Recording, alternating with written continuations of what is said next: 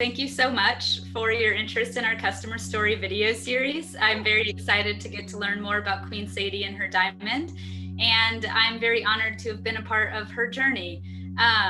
What is your name? My name is Janelle Shifley, and I live in Waterloo, Ontario. And who is your beautiful diamond made from? My beautiful diamond is made from my little heart dog. We called her Queen Sadie. I haven't had her set yet, so I have her right here. I'm planning to have her made into a necklace so she can sit near my heart. I have a jeweler in town who does a lot of really great custom stuff. I worked in the restaurant industry, so during COVID I was laid off. So financially, I haven't been able to get her set yet, but that's the plan. She's going to be a beautiful necklace. Oh, great! What kind of necklace?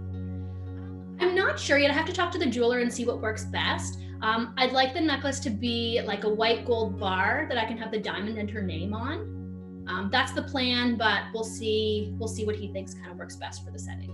Right. Would you mind showing your diamond or holding it up closer to the camera so we can see it? Yeah. So this is Queen Sadie.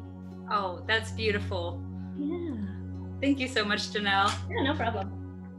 How would you best describe, what was Queen Sadie like? What was her personality? Queen Sadie was the sassiest dog with the kindest heart.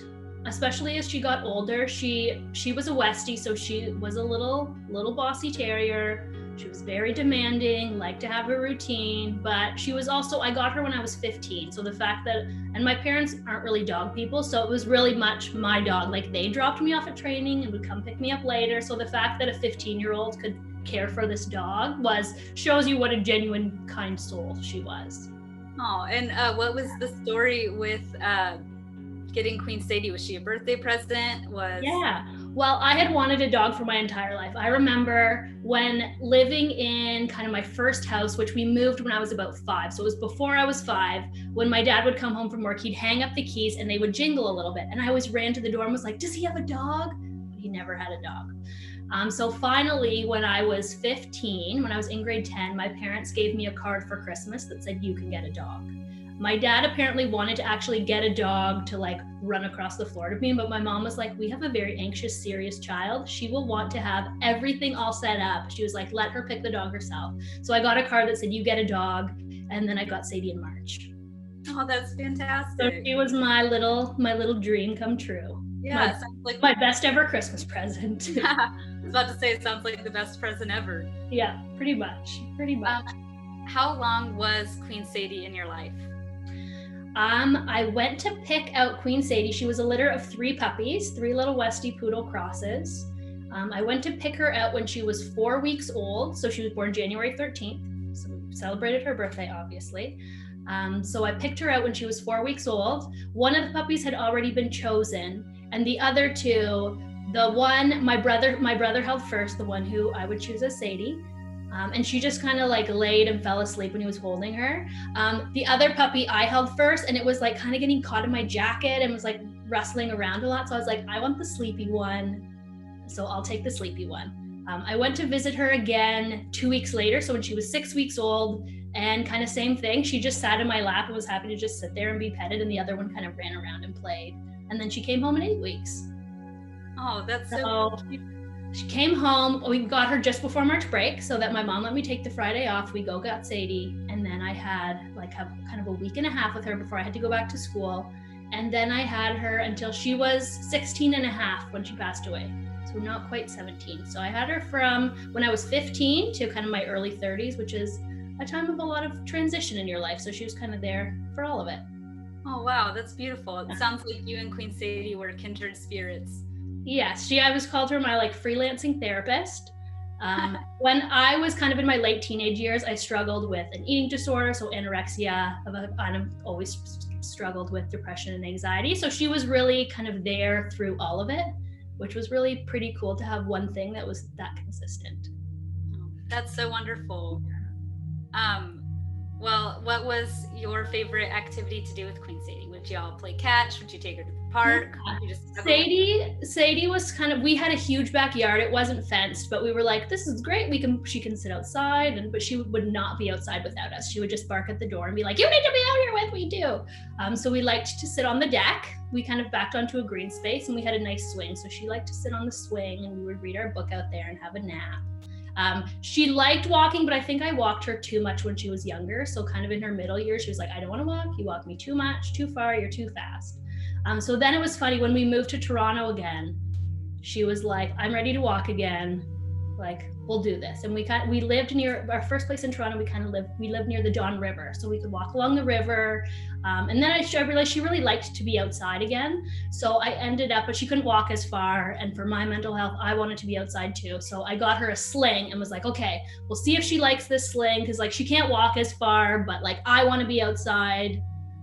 So we'll see how this works. So I got her a sling and she really liked that. So then I was like, okay, I'm just going to do it. So I got her a stroller, which was, I remember when she was a year old, I saw someone with their dog in their stroller and I was like, that is so ridiculous. I'll never do that. But then someone I worked with had a stroller for their dog and their dogs loved it. They were outside all the time. So I was like, oh, okay, I'm just going to do it.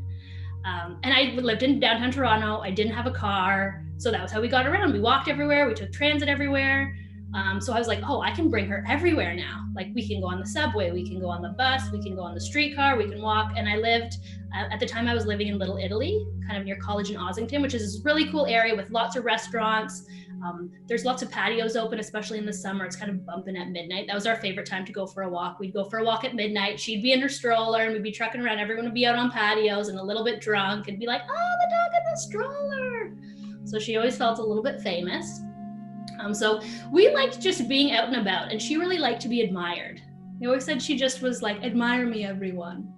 So just being out and about and being admired, I think, was her favorite activity. And I like to see her just looking around like a little queen too. I love that. I love that you pushed her around in the stroller. I can picture it. It's so adorable. It was so ridiculous, but I got a stroller that was a pretty good one. So it had a really nice basket underneath. So we'd have a blanket and a book and some snacks, and we would just go to a park for the afternoon and read a book, and she would just watch the squirrels and yeah, she loved it. Sounds like Queen Sadie was quite the queen. She had her. Yes. As she got older, she was definitely a queen. Oh, I love that. What do you have the most pictures of you and Queen Sadie doing? I have a lot of pictures of her sleeping. She was always a bit of a sleepyhead, and I was a sleepyhead person too. I think she slept through the night almost since we got her. I remember I'd get up and be like, because they were like, get up during the night and take your dog to the bathroom, and she wouldn't go. So I'm like, well, I guess she can hold it. And she loved to sleep in. She was never a dog that would get up at like 6 a.m. I need my breakfast. She would be like, sometimes I would get up and she would still be sleeping. And I'd go up to check on her and be like, do you want to get up yet? And she'd be like, no. And finally I'd be like, okay, Sadie, it's 1 p.m. You need to get up. I love that. It sounds like there's a lot of sleeping and cuddling pictures. She was a very snuggly little dog too, and loved to be carried. So a lot of pictures. What is like your favorite memory of you and Queen Sadie? We did so much together, especially in her later years. She passed away in 2019, and I think the last vacation I'd gone on was in 2017. I'd gone to, my brothers and I did a siblings trip to Paris and Cologne, and I was gone for 10 days, and she ended up having a lot of digestive problems when I was gone. And the time before that I traveled was when I'd lived in Ghana for 10 months. And so I think she was worried I was going to be gone for a long time again. So I was like, okay, this is the last time we can really be apart. So we didn't spend a night apart for the rest of her life, from 2017 to when she passed away a couple years later. So I think it was just the spending every day and the everyday routine. And she ended up developing Cushing's disease later in her life. So I really needed to manage how often she had to go to the bathroom because she drank more, and I didn't want her to have any accidents. So I really kind of set up my life around what Queen Sadie needed, because I knew her time was starting to be limited, and I was like, I'll have lots of time after her. So I kind of set up my whole life for what Sadie wanted, which I think she really liked. I'm sure she did. You sound like quite the amazing dog owner. I took it. My mom always says I take everything the most seriously, and that definitely applied to dog ownership. And so I feel like it was just kind of and in Toronto, because she'd always been my dog, but lived with my whole family. So then when we lived in Toronto, it was really just me and her. Like I had a roommate and had a boyfriend, but it was really just me and Sadie. Kind of right through all the days, making sure she got all of her exercise. And then once she got her stroller, we were just everywhere.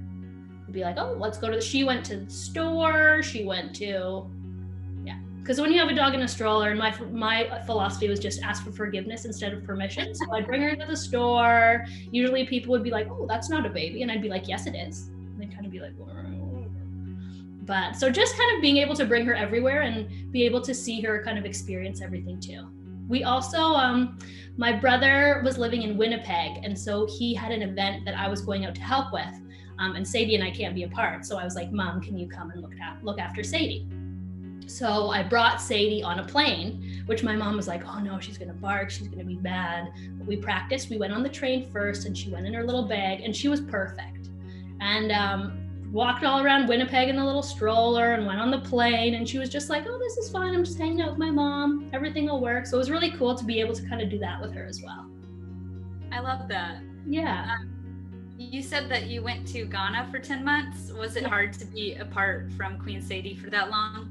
It was. I did my master's in nonprofit and kind of was specialized in international development. So career-wise, I did know it was a good time to go. I knew Sadie was still healthy enough.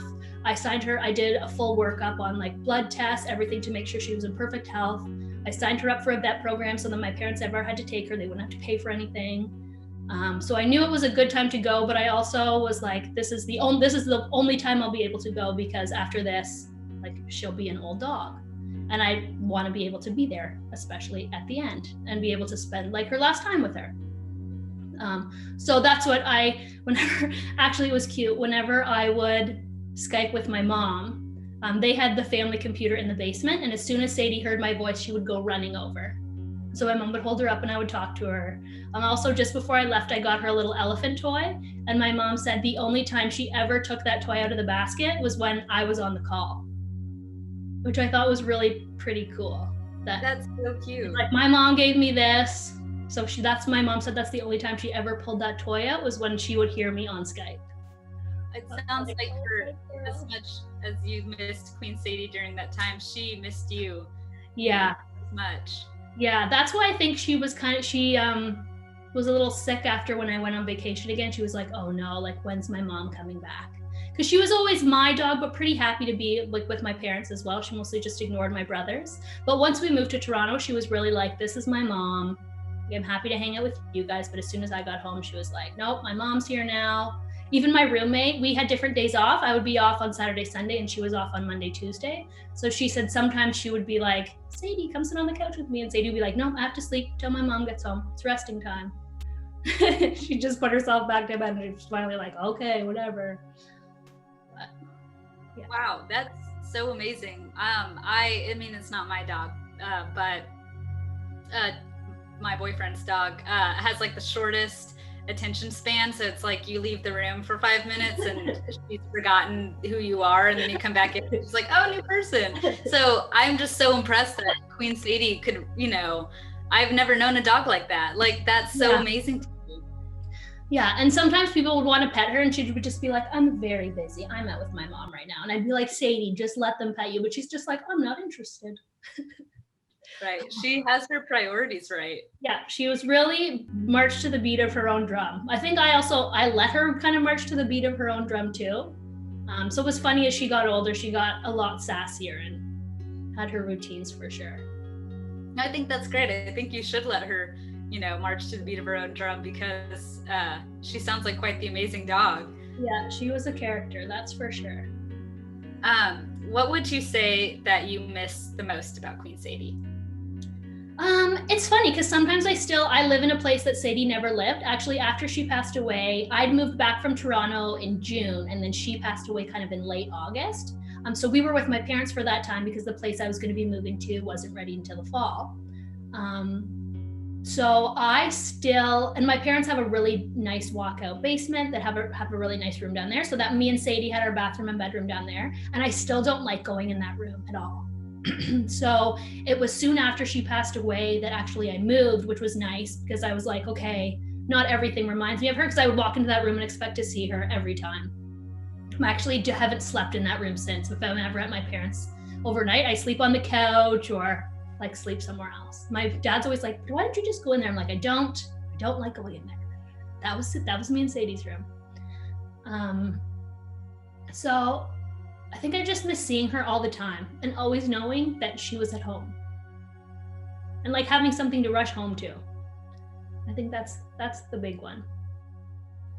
Right. Well, that's wonderful. And I really did like, because my whole schedule was kind of organized around like, when does she need medication? Like, when does she need her eye drops? When will she have to go to the bathroom? When do I need to make sure she goes to the bathroom so she won't have an accident? So I really liked, like, it was tiring, but it was also, I would have done it forever if it meant she would have lived forever. Right. Yeah. Wow, you were so amazing to Queen Sadie.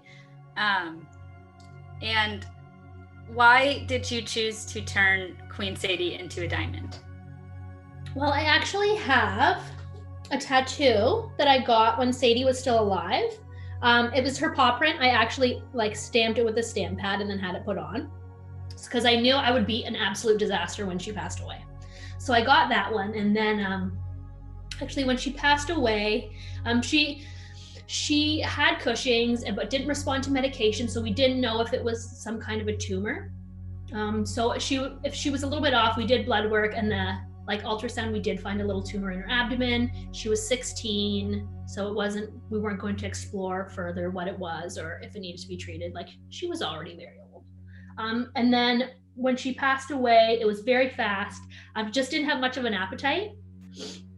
And eventually couldn't really get her to eat anything. And she also had a really sensitive stomach, so she only would eat things she didn't want, and then it would kind of make her sick. So I actually found a really great vet that came to our house to put her down, which was really special because she was just on the couch. We got up early and went for a walk. Then we just sat on the couch. She ate her favorite snack. She had marshmallows, peanut butter, and bacon, which is quite a meal. Had that and then just passed away sitting with us. And I was like, this was such a peaceful, distinguished way for her to go. And after that, I was searching, like, she was so special to me. I was like, what are ways that I can memorialize her? And you can like get some of their ashes, like put in a little necklace.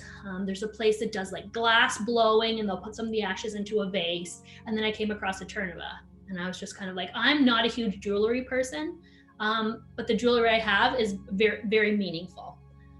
And so when I found out that she could be made into a diamond, I was like, that's perfect. Immediately it was like, I'm doing this. I think she passed away in late August and I sent the ashes in October. Like it was within a couple of months. I was like, this is an absolute perfect tribute. I'll have a beautiful piece of jewelry and she'll always be with me. And we called her the Queen.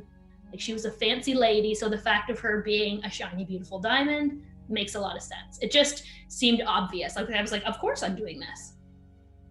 So it was very, yeah, I know. So I remember Shelly telling me that some people take a long time to decide. I was just like, pick it. I'm like, I'm ready. Make her. What you want. Yeah, it just seemed like the perfect fit right away. Right. I love that. And Queen Sadie will always be close to your heart. Yeah. Yeah, I thought about having her set into a ring because I do like wearing rings. And I have really sensitive skin. So depending on the type of jewelry, sometimes it gives me a weird rash. Mm-hmm. And I know it's going to sound weird, but around the anniversary of her passing, I actually had a session with an animal communicator, which I'd never done anything like this before, but I was like, I'm going to try it and see what happens. So had this session and I felt first, like a lot of the stuff she was saying, I was like, that's definitely Sadie. Like, that's definitely her. That's something that she would have said for sure. And one thing she said was, because I was like, can you tell her that I have having her made into a diamond? And apparently Sadie loved the gesture. And she just said, at some point, like, I don't know if it's going to be this or another, you'll have a piece at some point that will be a necklace because it will be close to your heart. And I was kind of like, oh, this is going to be a necklace. Like, it was the same kind of thing, like immediate, like, of course I'm doing that. Just kind of like the diamond. that's just kind of like, of course, that makes perfect sense. So I don't know if she was telling me or if I was making it up or whatever, but she's becoming a necklace. Oh, no, that's beautiful. I'm sure Queen Sadie would have loved to be a necklace. Yeah. How you described her, as a queen, I think it's very fitting for her to be, a beautiful piece of jewelry. Yeah, definitely. And just, we were always together all the time, and we always liked to be touching. So it makes sense that it will be something that will always be, because like she slept in my bed for 15 years. Like I think around the time she was 1, she wasn't in her crate anymore. She slept on my bed. So it was like a weird, it's like when someone's spouse dies and they can't sleep anymore. Like I still feel like I don't sleep all that well, just because sometimes I wake up and I'm still looking for her. Because like we slept touching for 15 years or something. And we would always like wiggle till we were touching each other. Well, that's beautiful that, even though she's not here anymore, she'll still be touching you. Yeah. I love that. I think that's beautiful. How do you ultimately want Queen Sadie to be remembered?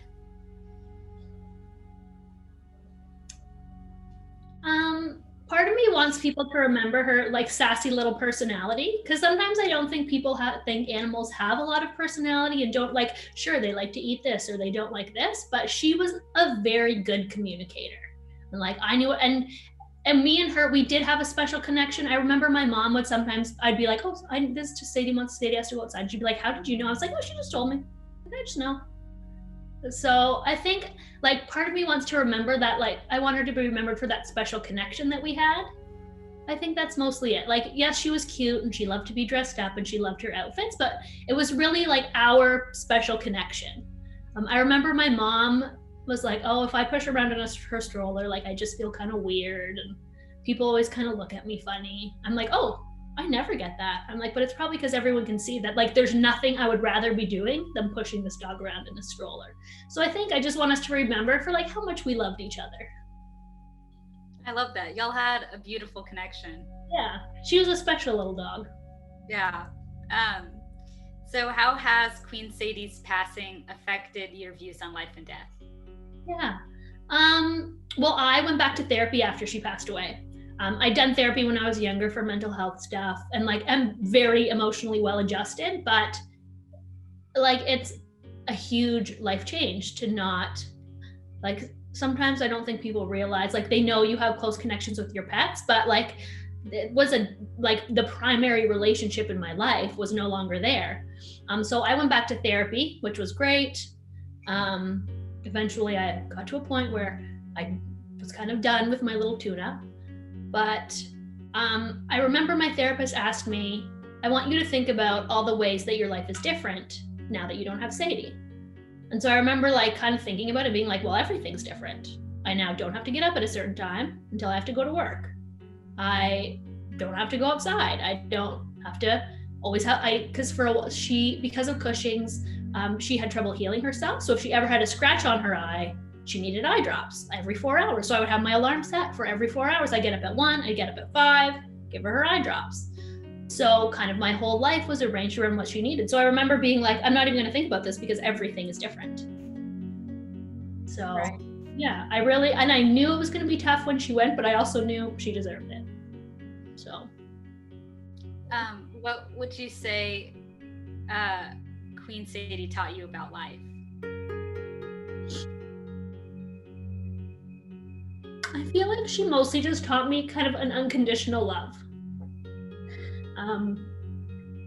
The thing about dogs is that they're so pure. It doesn't matter if you've had a bad day or a good day, if you're doing great at work or you're doing poorly at work, they're just there and they're happy to see you. And they kind of just take whatever you give them, whether you can walk them for hours a day or you can walk them for 20 minutes a day, they're just happy to take whatever you can give them. So I think she taught me unconditional love and also the capacity for love that I have in me too. Like I've never wanted children. I've never wanted to be married, very happy single girl. But I think she showed me that like I do have those maternal instincts and I do have a lot of love, even if it's not in a conventional sense. It's not because I want to raise a family or whatever, but I do have a lot of love in me and a lot of joy too. Because for a long time, I didn't have a lot of joy in my life, but I always had Sadie. So I think she taught me all the good things. or maybe not taught them, but brought them out in ways that I already had, but maybe didn't realize. Janelle, thank you so much for sharing Queen Sadie's beautiful story with me. She sounds like quite the amazing dog, and I am so honored to have been a part of this journey, and I really look forward to turning her life story into a beautiful video for you. And just one last question, is there anything else you want to tell people watching this? I would say if it's something you're thinking about, just do it. Like I can't even imagine, like I can't even put into words how meaningful it was to have this diamond made while I was grieving so much, just to have something to look forward to know that there was going to be something beautiful at the end. Like it was a really great, I think it represented like the grieving process in a lot of ways, because it's terrible, terrible and dark. But then at the end, suddenly things get a little bit lighter and you're kind of seeing everything come together, and you're sad that they're no longer there, but at the same time, you kind of see the way things are getting better. So I feel like the journey of having the diamond made was really a great metaphor for the grieving process as a whole. And I know it made things a lot easier just to, when I would get the updates and say like, oh, her carbon's purified, she's ready to be grown, like here's the raw diamond, here it's all done. It was a great, it was just a really great metaphor for the grief process as a whole. So I tell everyone about it. So yeah, and I can't wait to have her set. Actually, as an exciting note, I have a new dog arriving next week. It's been a long time coming. Actually, instead of having Sadie's Diamond set, I decided I'm gonna get a new dog first as a priority. So I have a 6-year-old duck-twilling retriever arriving next week. My brother got a puppy from this breeder, and we call him the unicorn puppy. He's wonderful. I'd really wanted a duck twiller even before I got Sadie, but because I was a very realistic 15-year-old, I was like, it doesn't make sense for us to get a higher energy dog. And my roommate has a 9-year-old dog, so a puppy didn't make sense for us, but they had a dog they were retiring from breeding, so she's gonna come retire in Waterloo and live the good life. Aww. So it's kind of a cool full circle moment. So I'm glad I scheduled this for this week, because it's kind of a first full circle moment. I feel like because immediately I was like, I need a dog. I don't have anything in my life, but had some really great friends who said, you're going to really want another dog right away, but don't do it. Like emotionally, it's not fair to bring another dog in and just compare them to Sadie, because no dog will ever be the same. So I finally feel like now I'm ready. Kind of my heart's in a good place to bring in a new dog and not feel like I'm not remembering Sadie or comparing them, because they'll be very different dogs. Right. It's a cool full circle moment though, that I'm finally have another new best friend. Oh, I love that. I love that you've come full circle. She was very well photographed her last years. I'm really excited to get a new dog and be able to photograph all the time, because I don't have a lot of pictures from when Sadie was little, but her last few years. Actually, my grandparents loved her. Like if we went without her, they'd be like, where's Sadie? Why did you bring Sadie? I remember my mom once being like, okay, like she's like, I felt like I should just leave without Sadie. And my grandma had a stroke kind of a year and a bit ago. So the last couple years I made like a Sadie calendar of her highlights of the year. So I have a lot of cool pictures from that as well. I have a video of her first time in her stroller, and she's just looking around and she just looks up at me like, why didn't we do this before? Like, oh my goodness. I can't wait to see that. I'm sure it's adorable. Yeah, she was a funny little dog, and all the outfits. She loved outfits.